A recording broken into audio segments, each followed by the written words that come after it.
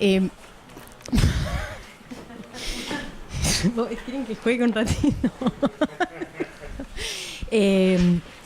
Bueno, un poco el chiste es para... El chiste es porque subo y bajo, de verdad, pero es también para desestructurar un poco la cosa tan acartonada que suelen tener estos congresos, y también para decir que me siento feliz nuevamente, como lo dije ayer en otras ocasiones, pero me siento muy feliz de tener este panel con amigos a los que quiero, a los que respeto, a los que leo y con los que me gusta mucho compartir ideas, por ahí más en bares o en otros lugares. Y entonces quería tratar de poner más en público esta discusión tan nutrida de ideas que solemos tener. Así que bueno, los presento. Philip Kitzberger es investigador del CONICET y profesor de esta universidad. Adriana Amado es profesora de la Universidad de La Matanza. Muy bien. No, está todo perfecto el micrófono. Y Ernesto Calvo. Viene acá el micrófono es para mí, no para el aula. Y Ernesto Calvo es de la Universidad de Maryland. Así que los dejo en buenas manos. Gracias por venir a todos.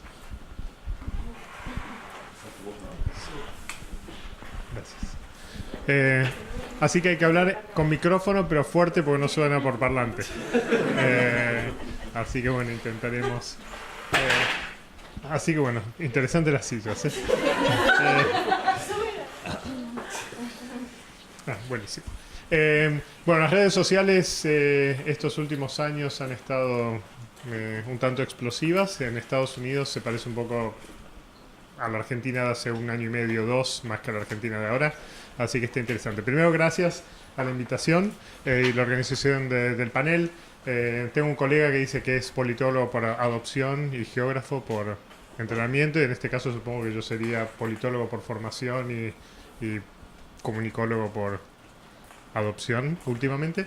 Así que hay varios trabajos ligados a lo que les voy a estar presentando acá, que estamos haciendo en conjunto con Natalia Arguete y también con colegas en Estados Unidos sobre el impacto que tienen los medios en las preferencias de los votantes. Como decía, en Estados Unidos las redes sociales están un poco enloquecidas últimamente. No es el ejemplo, la comparación más cercana posiblemente es lo que ocurrió con la televisión después de 1963 y del debate de Nixon contra Kennedy. En este momento hay una especie de nacimiento mediático y salida pública de las redes que, si bien habían tenido un impacto muy notable hace 8 años por financiamiento de campaña, hace 4 años por integración de aparatos militantes en los partidos, ahora en verdad ha tomado un grado de visibilidad pública con la actividad de Trump que es llamativa.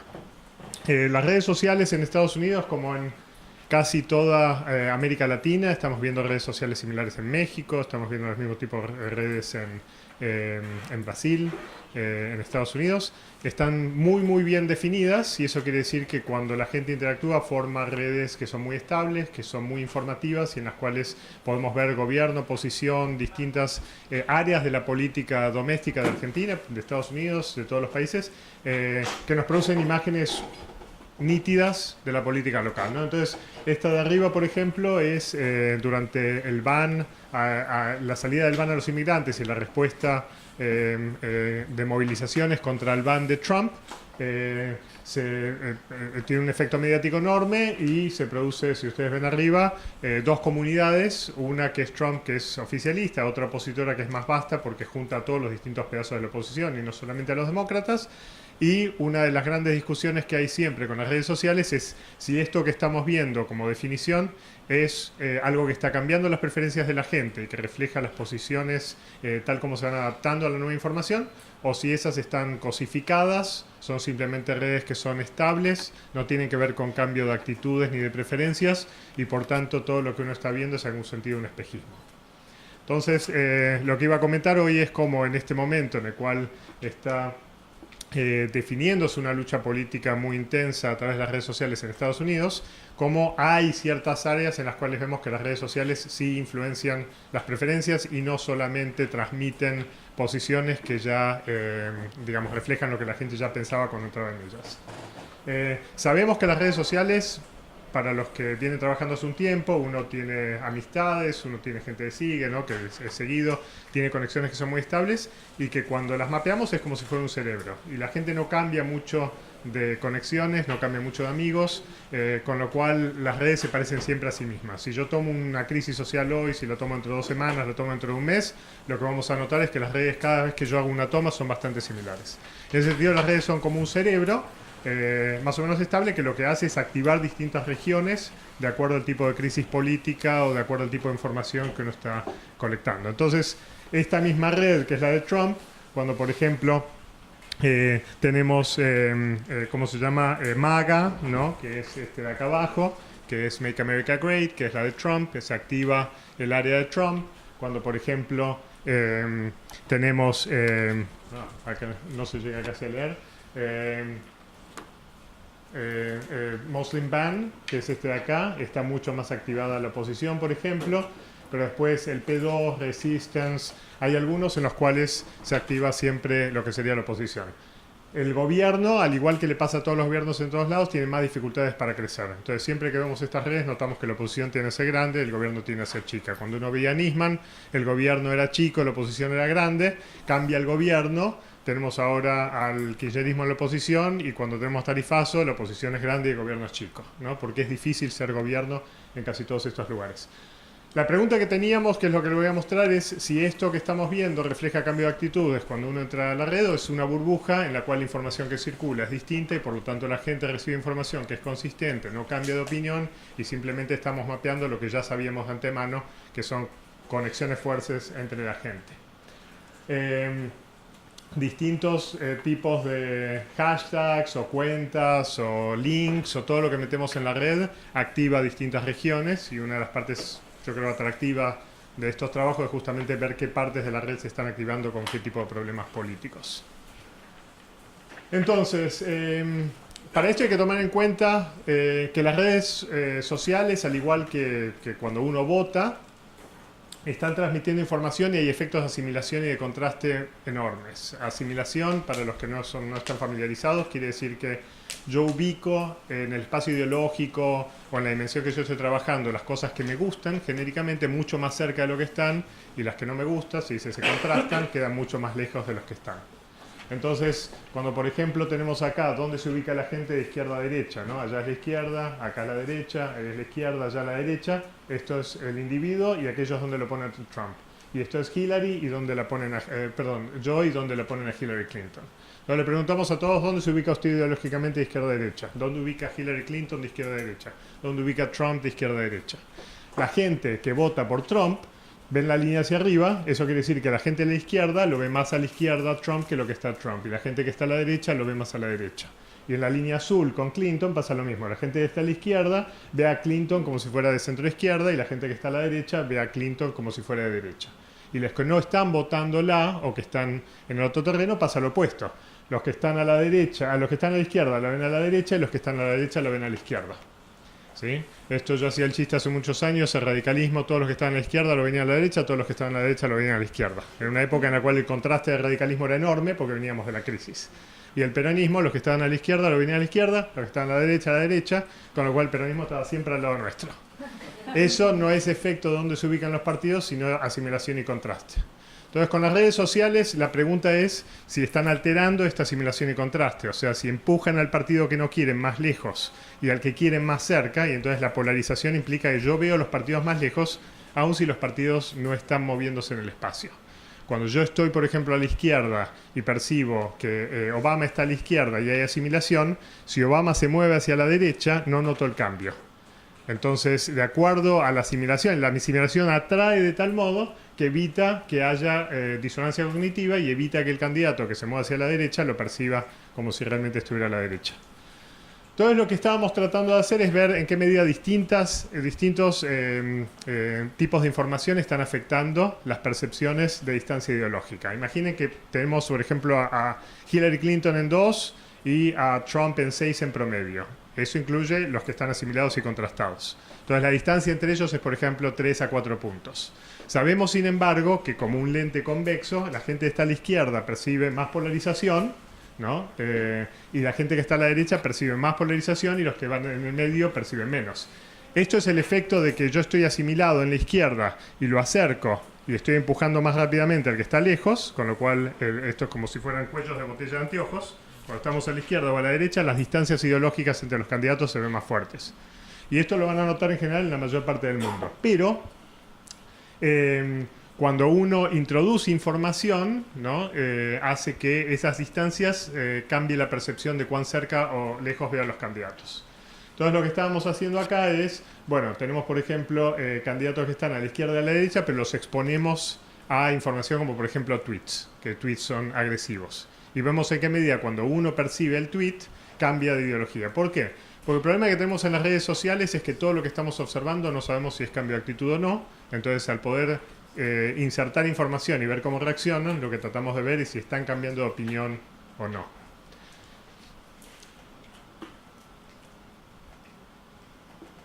Estaba poniendo pausa.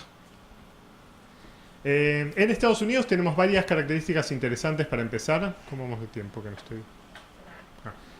Para empezar, varias características interesantes. Esto es el voto blanco. El voto blanco en Estados Unidos está mucho más polarizado que el voto de los latinos o el voto de los afroamericanos.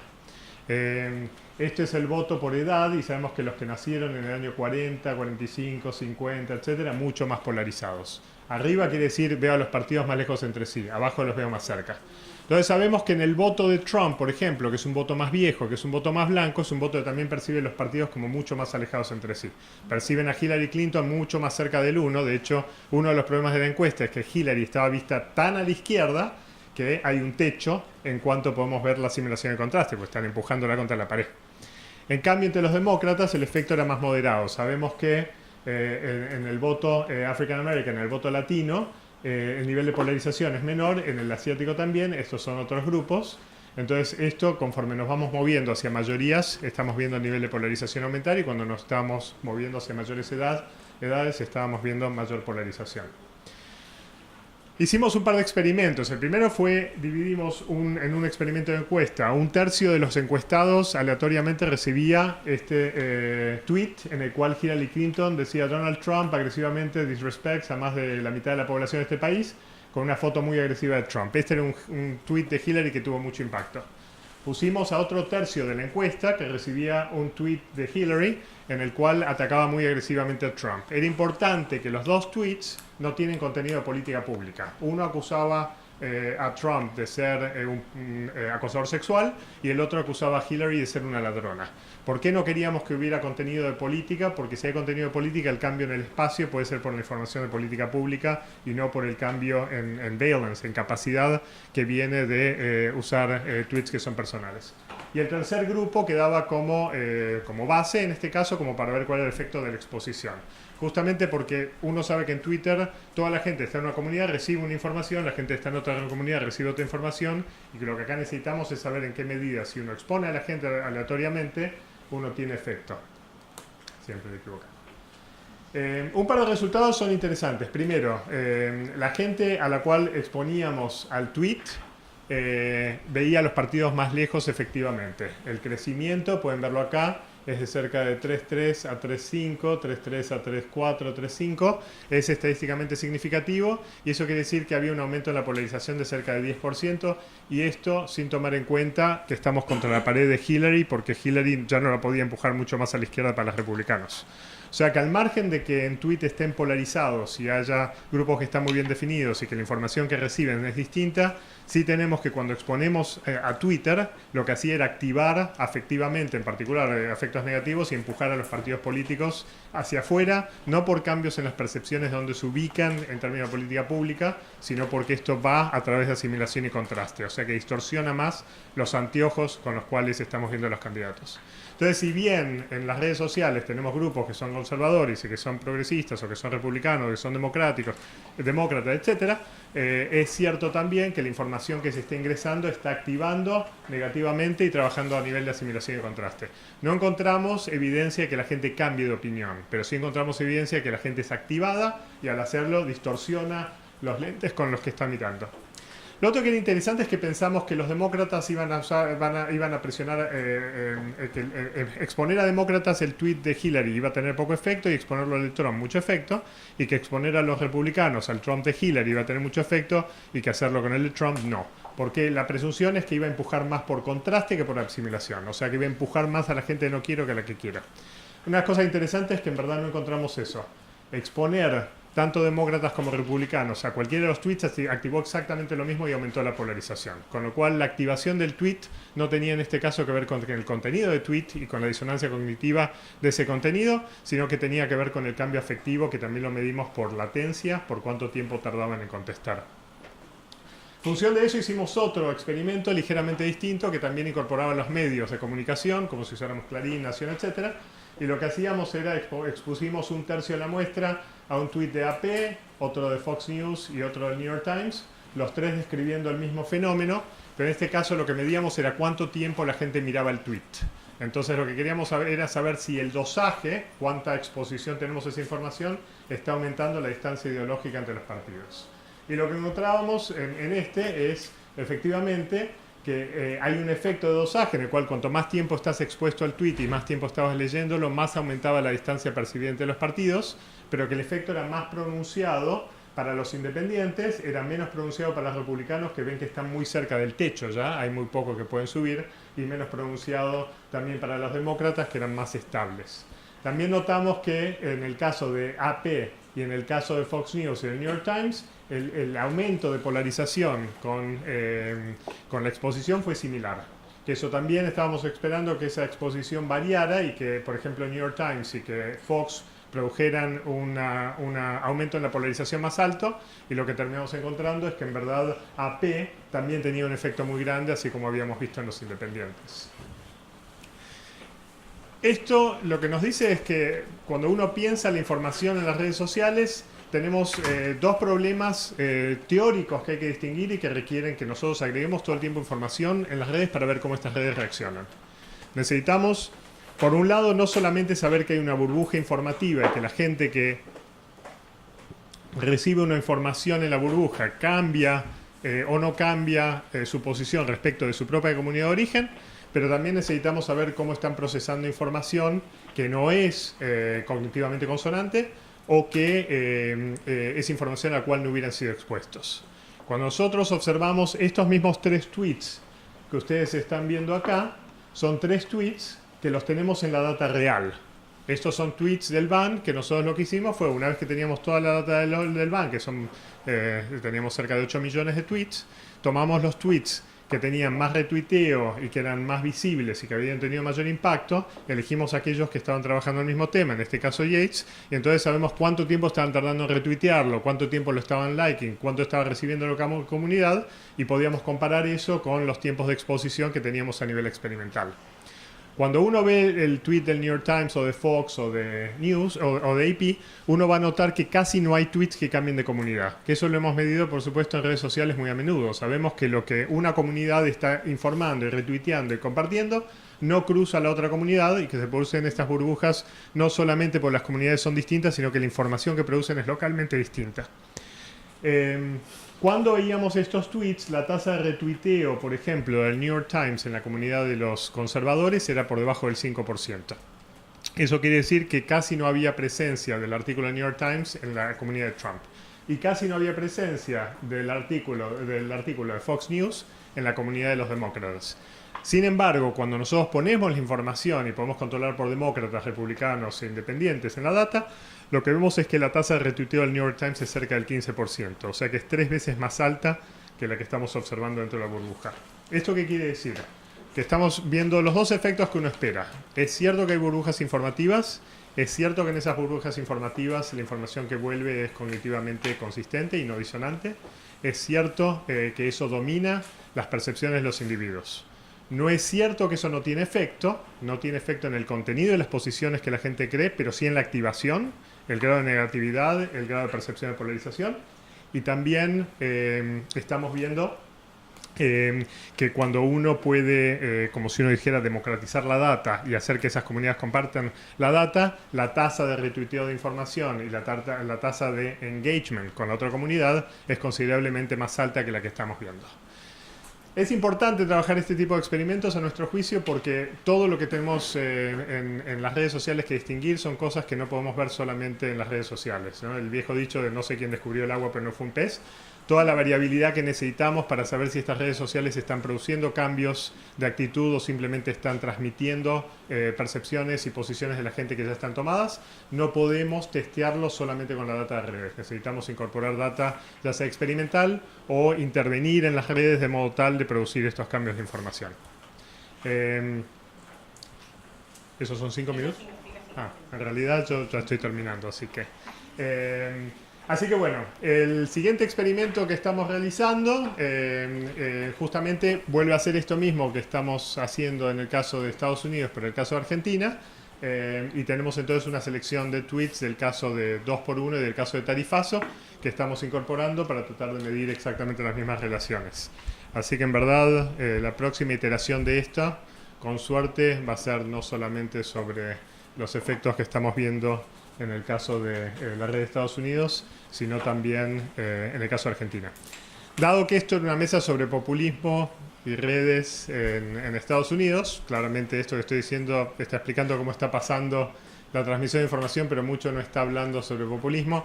Una de las cosas más interesantes que está pasando en este momento, si quieren charlar después en la red en Estados Unidos, es que la comunidad de la red de Trump está empezando a estar dominada por actores muy extremos, como Prison Planet, que son grupos white supremacists, ¿no? Supremacistas blancos y de derecha, que están expulsando a gran parte de la actividad cercana a Trump que no tiene que ver con ese grupo, con lo cual está empezando a achicarse la comunidad de Trump y volverse mucho más consistente ideológicamente.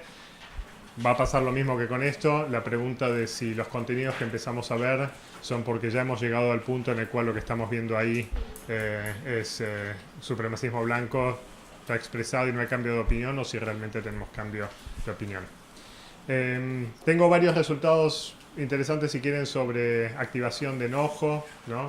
Gente que se enoja al leer estos tweets, mucho más rápida para retuitear, mucho más rápida para like, mucho más rápida la decisión de qué es lo que hago, es mucho más inmediata cuando estoy activando afectivamente. Y entonces hay relaciones muy claras entre activación y el tipo de conexión afectiva que estoy desarrollando con el tweet que reposteo. Pero lo dejo eso en todo caso para la discusión después.